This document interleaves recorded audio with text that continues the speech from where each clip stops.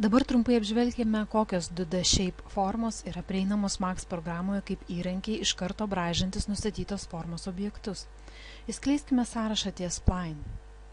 Einame į kortelę Create, Shapes ir išskleidžiame sąrašą ties Splines. Matom, jog be Splines čia dar yra NURBS Curves ir Extended Splines. Pasirinkus Splines yra 11 įrankių, kuriuos trumpai čia apžvelgsime. Visų pirma, pažiūrėkime įrankį Rectangular. Tai yra stačiakampis. Nuėjus į Modify Parameters galim reguliuoti stačiakampio ilgį, plotį ir kampų užapvalinimą.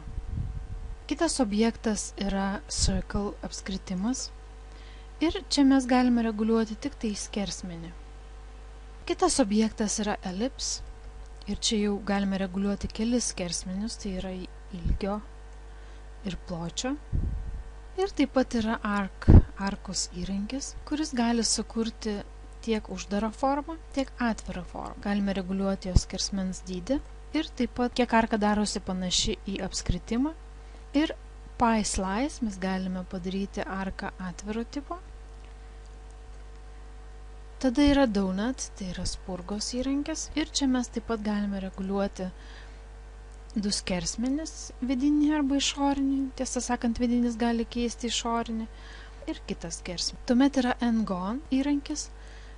Ir čia mes galime padaryti jį apvalų, kaip šiuo atveju, arba kampuotą ir pasirinkti, kiek norime dalių. 5-kampis, 6-kampis, 9-kampis ir taip toliau. Galime reguliuoti jo bendras dydį ir užapvalinimus. Arba padaryti jį apvalų. Kitas objektas yra žvaigždė, sukurtas su įrankiu Star.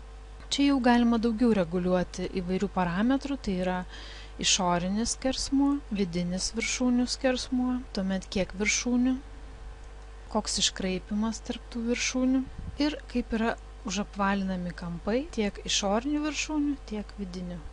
Na ir yra įrankis Helix, kuris išsiskiria iš kitų objektų tuo, jog turi ir aukščio parametrą, tai tarsi 3D, 2D objektas, tai paverskime jį į aukštį ir matome, kad jis vienintelis turi aukštį. Ir čia mes galime reguliuoti apatinį skersmenį, viršutinį skersmenį,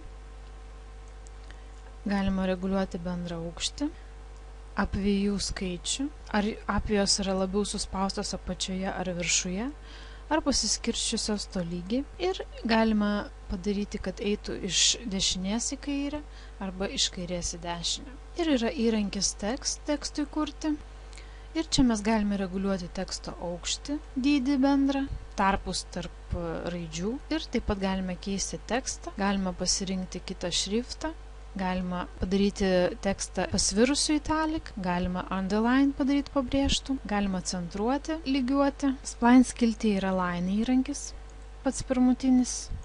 Ir jis išsiskiria tuo, jog linija turi iš karto prieinamus subrėžimus. Vertex, segment ir spline linijos pagal nutilėjimą yra braižomos arba tiesios, arba užapvalintos. Pasirinkime line įrankį ir bandykime brėžti tiesą. Štai matome, gauname kampuotą tiesą. Jeigu nustatysime mūsų braižymo metodą smooth, tuomet braižysime glotnią tiesą. Tai jeigu norime braižyti tiesas pradžioje ir tik vėliau reguliuoti jų glotnumą, tuomet reiktų pasirinkti konę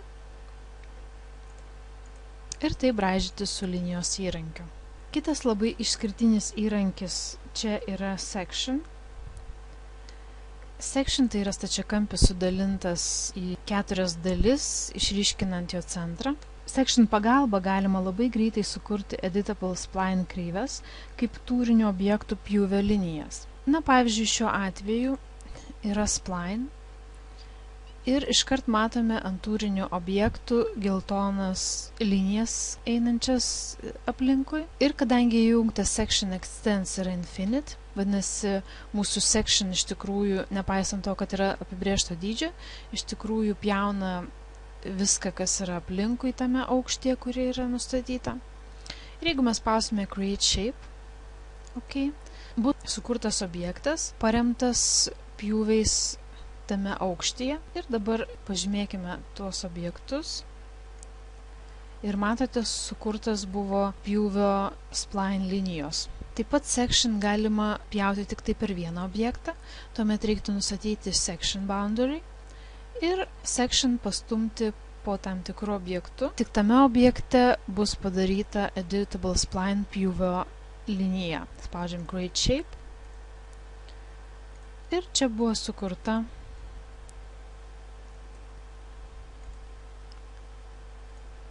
pjūvio linija einanti tik tai per vieną objektą. Įdomių rezultatų galime gauti pasukę section su rotate įrankiu ir spaudžiame create shape.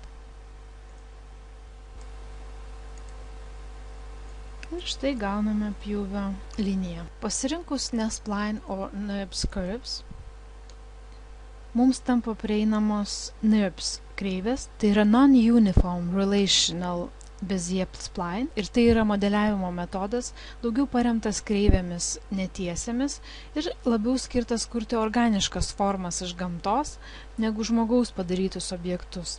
Būna dviejų rūšių NURBS, tai yra Point Curve, taškinė kreivė, ir CV Curve. CV tai Control Vertex, tai yra kontroliniai taškai, kurie reguliuoja curve. Iš esmės šiais dviem įrankiais braižant gauname tą pačią kreivę, tačiau braižome skirtingais metodais. Pasirinkime Point Curve ir tiesiog braižykime.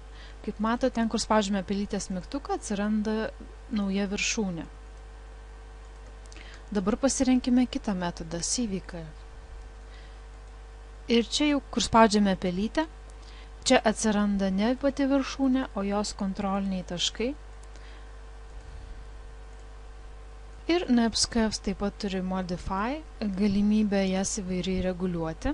Kiti objektai tai yra extended splines. Ir čia yra W rectangular objektas.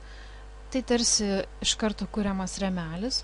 Ir čia mes kaip ir paprastam rectangular stačiakampyje galim reguliuoti ilgį, plotį, rėmelio storį ir vidinio ir išorinio stačiakampio kampų užapvalinimą. Kitas įrankis yra Channel, tai yra U formos profilio braižymo įrankis, be abejo jį naudoti galima ir kitiems tikslams. Tačiau apskritai šie Extended Splines objektai yra skirti architektūriniam profiliams joms braižyti.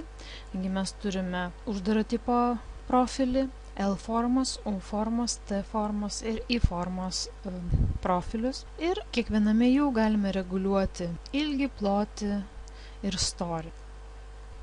Taip pat kiekvienos spline išskyrus section ir line įrankius, turinys paspaudus modify yra identiškas.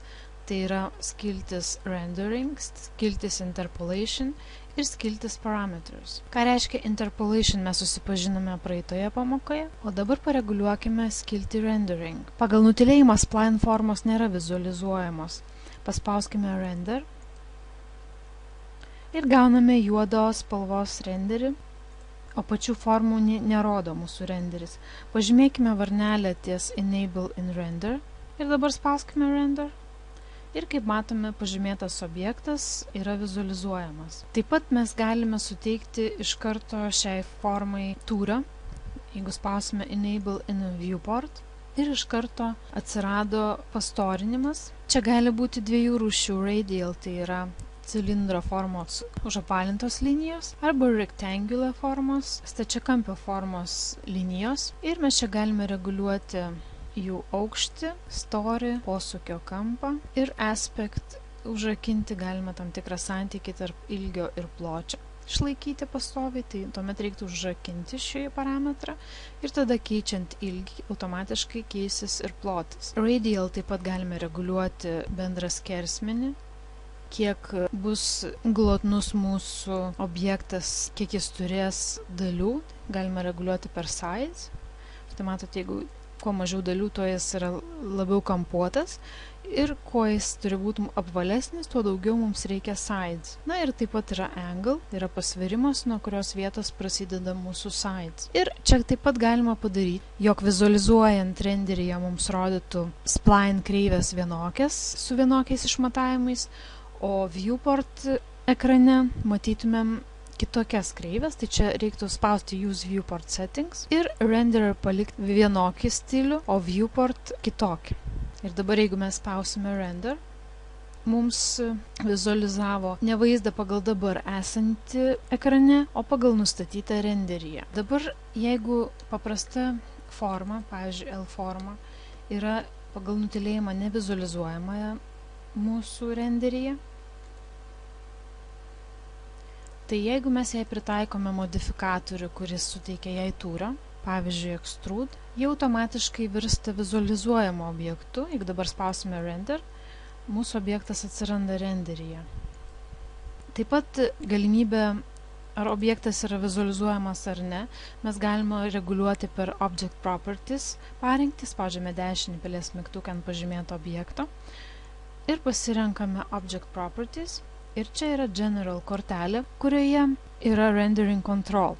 Jeigu mes matom juodus užrašus, vadinasi, reikia paspausti By Layer ir pasikeičia By Object ir mes jau galime reguliuoti šios parametrus ir nužymėti varnelę ties Renderable ir spausti OK. Dabar jeigu mes spausim Render Production, mes jau nebematysime šio objekto. Taip pat mes galime reguliuoti renderable vizualizavimo parinkti ir visam sluoksniui.